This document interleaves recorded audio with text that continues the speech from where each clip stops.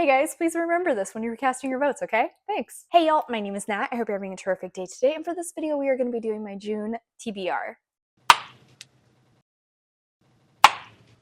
Alright, before we get into anything bookish, make sure to hit like and subscribe down below, as well as tell me in the comments what is a queer book that you're going to be reading to celebrate Pride Month. So it's June, as per usual. I do my best to read as many queer novels as possible, but this year will be slightly different in that I actually think I am going to allow my patrons over on Patreon to vote on what I'm reading throughout the month. So if you want to be a part of that, I will put a link to my Patreon in the description down below. I'm going to allow every tier of my Patreon to be participating in that this month. So dorks, nerds, and geeks are all going to have a say in what I'm going to be reading. But apart from those, I do also have an actual list of books I still will need to get read for a few different video plans and also obligation reads and things like that. So let's go ahead and talk about those babies first, and then I'll take you through the pile of possibilities and the ones that I'm hoping to prioritize, and maybe will win the polls in June. Starting at the top, I am in the middle of doing a read-along read of Dracula by Bram Stoker, so we are reading each section as those days go by. I am enjoying this so far, and I've been enjoying this experience. It's a lot more manageable when, you know, you're only reading little sections of this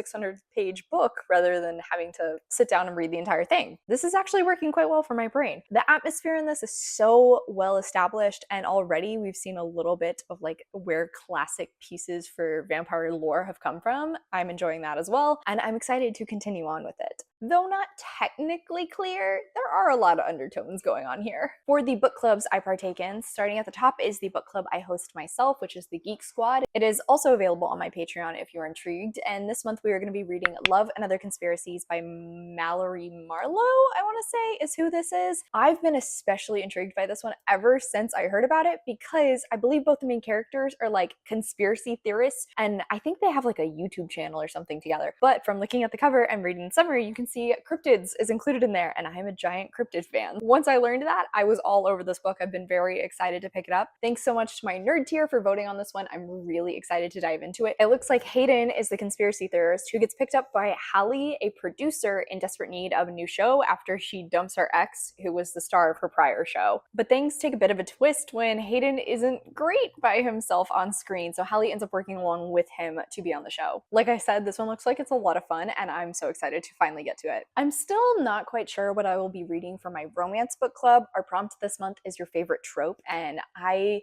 could very easily go with hate to love. I have many books on my TBR that will fit, but shockingly, I don't really have many queer enemies to lovers right now. So I'm considering maybe trying like Second Chance or Forced Proximity, because I do have a few of those. This one is kind of up in the air. It'll sort of just depend on what I end up picking up. But I am also planning to partake in Jan Agaton's Full Moon book club this month with Feast While You Can by Michaela Clements and Anjali Datta. I hadn't actually heard about this one until it was picked for Jan's book club, but I'm very intrigued. It looks like it's a sapphic horror story in which we're following Angelica and this monstrous entity that starts infiltrating her life. At the same time, she starts to form a bit of an attachment with a friend's ex-girlfriend.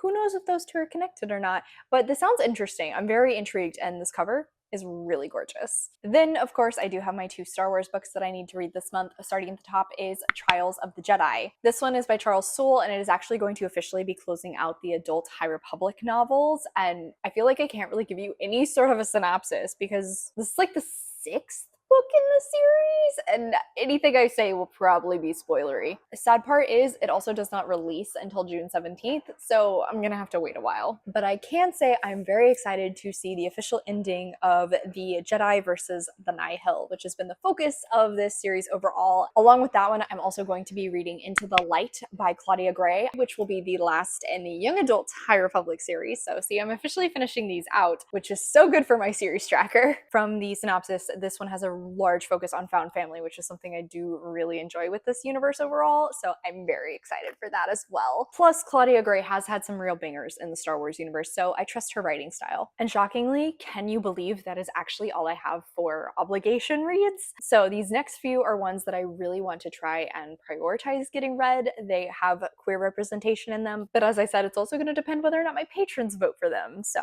hey guys, please remember this when you're casting your votes, okay? Thanks. Starting at the top is Shorefall by Robert Jackson Bennett. This is the second in the Last Founders series, that's what it's called. I'm actually pushing about a year now since I read the first book in the series, Foundry Side, but I enjoyed that one so much, and the world that was established here was so interesting. The magic system is really unique. It's almost like coding. It took a little bit for me to really fall in love with the characters, but by the end I was so invested in them, and there is a little bit of a sapphic romance for one of our main characters, Sanxia. Along with that though, she is now working to transform the city, and that's kind of all I really want to know going into this. I don't want to have too many expectations set up apart from the fact that I really enjoyed the first one, and I'm hoping that I will continue to enjoy the series with this one. Very similar note also with All the Hidden Paths by Foz Meadows. This is the second in the Tithanai Chronicles. I think I actually did read the first one for June last year as well. This is a queer romantasy series where in the first book we were following 𝗖cie, who unfortunately has just been outed to his father in a very traumatic way, but was about to be set up in a arranged marriage with a princess. However, the neighboring country doesn't really mind his interest in men and suggests, okay, why don't you marry our prince instead? But not long after traveling to this country, seems like everybody is trying to take him out. So he and his new husband end up striking a truce so they could try to figure out what's going on. I really enjoyed the first one. I will say the pacing is kind of crazy because the first book takes place over like only a week, and yet by the end of it, it does feel as though these characters are falling in love with each other. That's a bit much. But I grew to love 𝗖cie so freaking much. I started to really care about 𝗖cie as well. I thought the building relationship between them was so well presented, and the political mystery was a lot of fun too. So I'm very excited to continue with this one. It looks like it follows right after the events of the first book end, so we're seeing kind of the fallout of that, but I believe there's also a third perspective in this one, and I'm not sure how that works in here. I'm so intrigued though, and can't wait to continue on with the series. The size of it has just been a little daunting to me, so.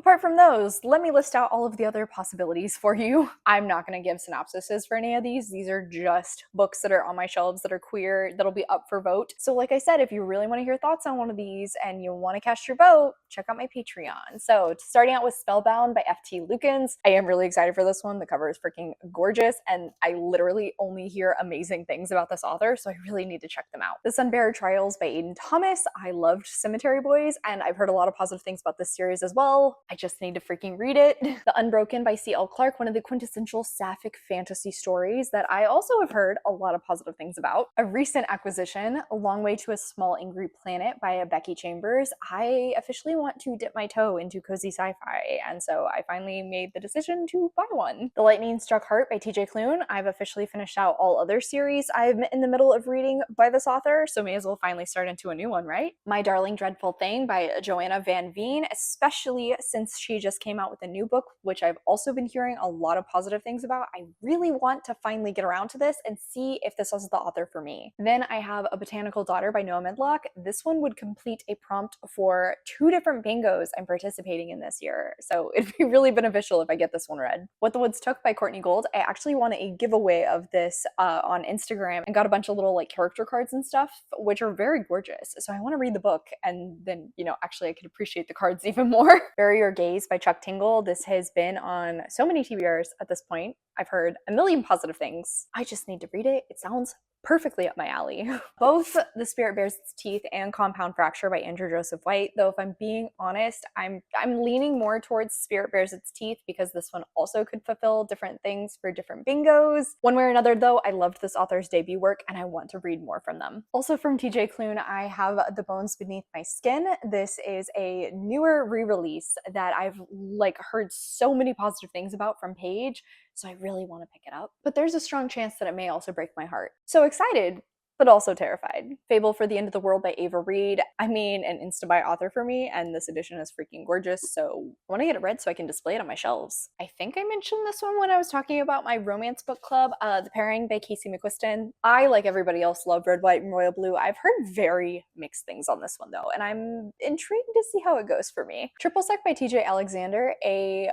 poly romance, which would be a first for me, but I'm very intrigued by it. The Ride of Her Life by Jennifer Dugan. Cowboy romance hasn't really interested me too much, honestly, but cowgirl romance, I think I could be convinced. And this one is actually enemies to lovers. So like I said, another strong possibility for my romance book club. So that is my giant list of options that are just from my owned TBR, which I mean, like I want to prioritize these the most, but I do also have some arcs. I have some that'll complete different prompts for my fantasy bingo, for my horror bingo. I am really excited to see how this goes, but I'm also a little nervous. So on that note, that is it for today, y'all. Thank you so much for coming to my channel. I really appreciate it. Make sure to hit like and subscribe down below. If you made it all the way to the end of this video, leave me a rainbow emoji in the comments because it makes perfect sense. I have all my socials as well as a few ways you can support me linked in the description. I come out videos on Monday and Friday, but until then, I hope you continue to have a terrific day. Love you, bye!